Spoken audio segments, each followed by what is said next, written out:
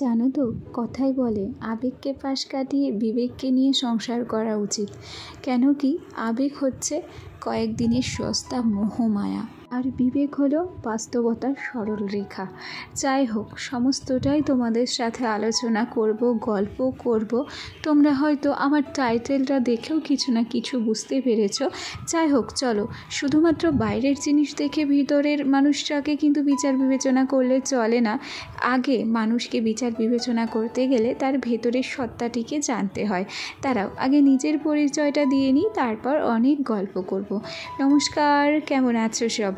আশা করছি সবাই খুব ভালো আছো, আর আমিও ভালো আছি। আজকে আমার আরও একটি নতুন ব্লগে তোমাদের সবাইকে অনেক অনেক স্বাগত জানিয়ে ব্লগটি শুরু করছি, আর আশা রাখছি ব্লগটি তোমাদের ভালো লাগবে। সবার প্রথমেই বলে নিই, গতকালকে এসেছিলাম বেতাইতে আমার বাবার বাড়িতে। আসলে কি বলতো, আমার মার মামার বাড়ি থেকে আমার মায়ের মামারা এসেছে বহু বছর পর। তাদের সাথে একটু দেখা করতে আসা, আর সেই সাথে সোনাদের জন্য কিছু জিনিস অর্ডার দেওয়া ছিল, সেটা গতকালকেই বলেছি, সেগুলোই আনতে এসেছিলাম। তো বাড়ি এসে চক্ষু আমার চড়ক গাছ হয়ে গেছে। গতবার যখন শ্বশুরবাড়ি গেছিলাম, মানে এর আগের বার, তখন না এই মানি প্ল্যান্টগুলো, শুধু মানি প্ল্যান্ট করি তো পাগলই হয়ে গেছি ধরো মানি প্ল্যান্টের জন্য।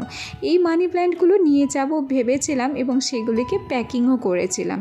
তবে আমি সব জামা কাপড় নিয়ে গেছি, সব ব্যাডিংপত্রই নিয়ে গেছি, শুধুমাত্র মানি প্ল্যান্টের ব্যাগটাই নিতে ভুলে গেছিলাম। ফোন করে মাকে বলেছিলাম যে ওগুলোকে রেখে এসেছি, তুমি একটু যত্ন করো। তো যত্ন করার নামে মানি প্ল্যান্টগুলো যে এতটা কষ্ট পাবে সেটা ভেবে আজ আমার খুব কষ্ট হচ্ছে। এসে দেখি মানি প্ল্যান্টের সমস্ত পাতা হলুদ হয়ে গেছে। নতুন করে তাদেরকে জলে ভিজিয়ে রেখেছিলাম, তারপর সেগুলোকে আবার নতুন পাত্রে জল চেঞ্জ করে রেখে দিয়েছি। আর আমি বাড়িতে ছিলাম না, এই ঘরটাতে ছিলাম না, আর দেখো ঘরটার কি অবস্থা হয়েছে। আবার ও বাড়ি থেকে এসে এ বাড়িতে গোছানো গাছানোর কাজ করতে হবে, আবার এ বাড়ি থেকে ও বাড়ি গিয়ে ধুলো ঝাড়া পরিষ্কার পরিচ্ছন্ন এই সমস্ত কাজই করতে হবে। আসলে জীবনটাই যেন এই পরিষ্কার করতে করতেই শেষ হবে। তো যাই হোক, চলো, এই নিয়ে আক্ষেপ করে লাভ নেই, এটাই হচ্ছে সংসারের নিয়ম, তাছাড়া আর কোনো কিছুই নয়। তোমাদের সাথে গল্প করতে করতে কাজগুলোকে করে নিচ্ছি, তবে মনটা বেশ ভারাক্রান্ত গো। তার আগে দেখো, এই নতুন পুতুলটা আমি এসে নতুন দেখছি, না জানি কে হয়তো খেলনায় পেয়েছে তাই এ ঘরে রেখে দিয়েছে। পুতুলটাকে আমি যতবার সোজা করে বসাতে চাইছি, এই দেখো এ না ডিং ডং করে নড়েই যাচ্ছে। বেশ ভালো লাগছে পুতুলটা। তবে আমি বুঝতে পারলাম না যে ওটা কোন খেলনা আর কোন খাবারে পাওয়া যাচ্ছে। যখনই নাম জানবো তখনই ছেলের জন্য একটা কিনে আনবো, যাতে খেলনাটা পায়। খাবার খাওয়ানোটা অজুহাত, খেলনাটা আমার বড্ড নেশা লাগলো। জানি না কাদের কেমন লাগছে। আসলে কি, বাচ্চা কাচ্চাদের জিনিসে না এখনও আমার সেই নেশাটা রয়েছে, জানো তো। তো যাই হোক, কথা বলতে বলতে এই যে শোকেসটাকে পরিষ্কার করে নিচ্ছি। আসলে আমাদের গায়ে ময়লা জমলে আমরা তো বুঝতে পারি, আমাদের হাত পা আছে, আমাদের সেন্স আছে, আমরা তো সাবান শ্যাম্পু মেখে বেশ পরিষ্কার পরিচ্ছন্ন হয়ে থাকতে পারি। তবে এগুলো ধুলো বালি ময়লা পড়লেও বলতে পারে না যে আমাকে পরিষ্কার করো। নিজের জ্ঞান থেকে, নিজের বুদ্ধি থেকে, আর নিজের ভালো লাগা থেকে এগুলোকে পরিষ্কার পরিচ্ছন্ন করতে হয়। তো যাকে, যদিও বা এই ঘরে কেউ আসে না, সেই জন্যই এই বেচারিরা না এই অবহেলা অবজ্ঞাতেই পড়ে থাকে। আমি যে কদিন থাকি সেই কদিনই এদেরকে পরিষ্কার পরিচ্ছন্ন করে থাকি, জানো তো। আর সেই সমস্তটাই একটি ছোট্ট ভিডিওর মাধ্যমে তোমাদের সামনে তুলে ধরি। হয়তো তোমরা ভাবে যে রিমিদির কি খালি একই কাজ? হ্যাঁ গো, এই জিনিসপত্রগুলো পরিষ্কার পরিচ্ছন্ন করা, পরিপাটি করে গুছিয়ে রাখা, এটাই আমার একমাত্র কাজ এবং নেশা, জানো তো। তাছাড়া আর কী করবো বলো? এই কাজের মধ্যে যতক্ষণ নিজেকে নিয়োজিত রাখি, কাজের মধ্যে যতক্ষণ নিজেকে ডুবিয়ে রাখি, ততক্ষণে না দুশ্চিন্তা থেকে একটু মুক্ত থাকি।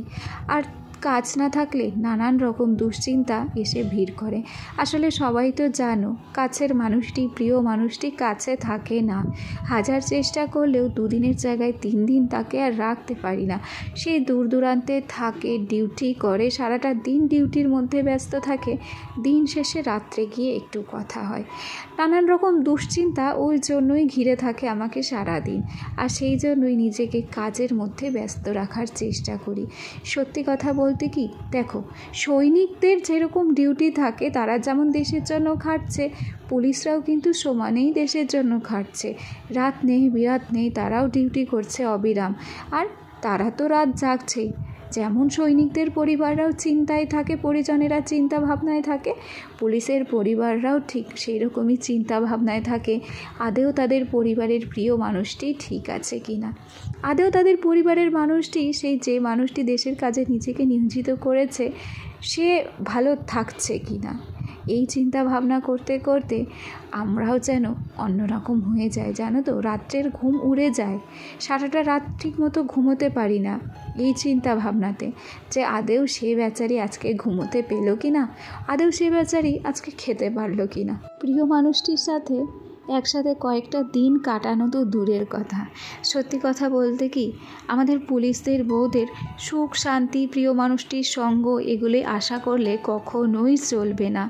নিজের মন থেকে সমস্ত আশা প্রত্যাশাগুলিকে ত্যাগ করতে হয়, জানো। অনেক শখ থাকে, অনেক স্বপ্ন থাকে, অনেক কিছু ভাবনা চিন্তা থাকে, মনে হয় এবার বাড়ি এসে পূরণ করব। সময় বিশেষ সেগুলিকেও বিসর্জন দিয়ে দিতে হয়, কিচ্ছু করার থাকে না আমাদের গো।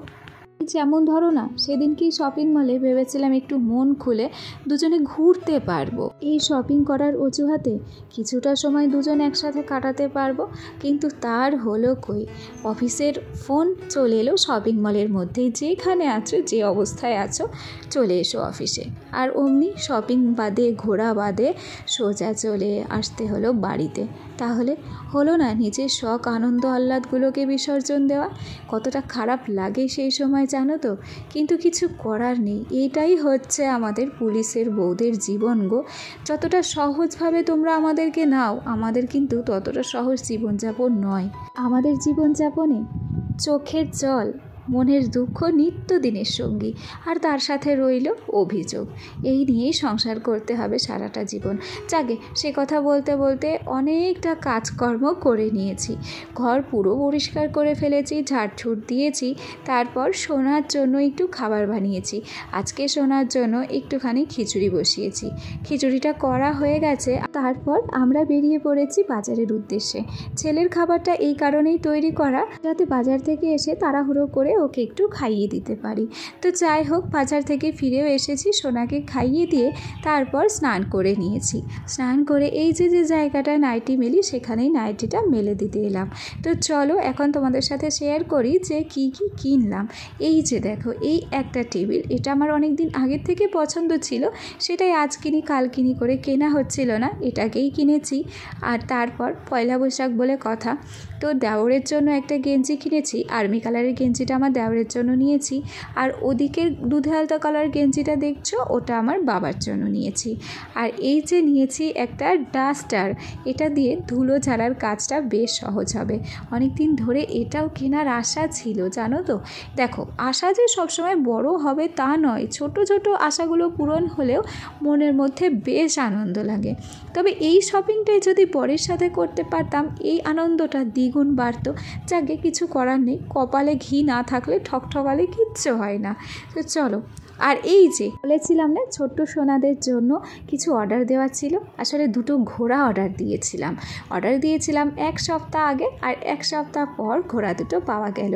এই যে অরেঞ্জ কালারের ঘোড়াটা, এটা দিয়েছি আমার বোনের ছেলেকে, আর এই যে হালকা আকাশি কালারের ঘোড়াটা, এটা আমার সোনার জন্য নিয়েছি। তবে আমার সোনা যেন ঘোড়া দেখে খোড়া হয়ে গেছে, কিছুতেই হাঁটতে চাইছে না, চালাতে চাইছে না ঘোড়াটা। আর এই যে দেখো ঘোড়ার অবস্থা, এখন এটাকে পাইপ দিয়ে বেঁধে টেনে টেনে নিয়ে বেড়ানোর ইচ্ছে হয়েছে। তো যাই হোক, আমার আজকের ভিডিওটি কেমন লাগলো তোমরা কিন্তু কমেন্ট করে জানাতে ভুলো না। তার উপরে আমার ছোট্ট সোনাদের এই গিফটগুলো কেমন লাগলো কমেন্ট করে জানাতে ভুলো না। আজকের ভিডিওটা এখানেই শেষ করছি, দেখা হবে আবার নতুন ভিডিওতে। সবাই ভালো থেকো, টাটা।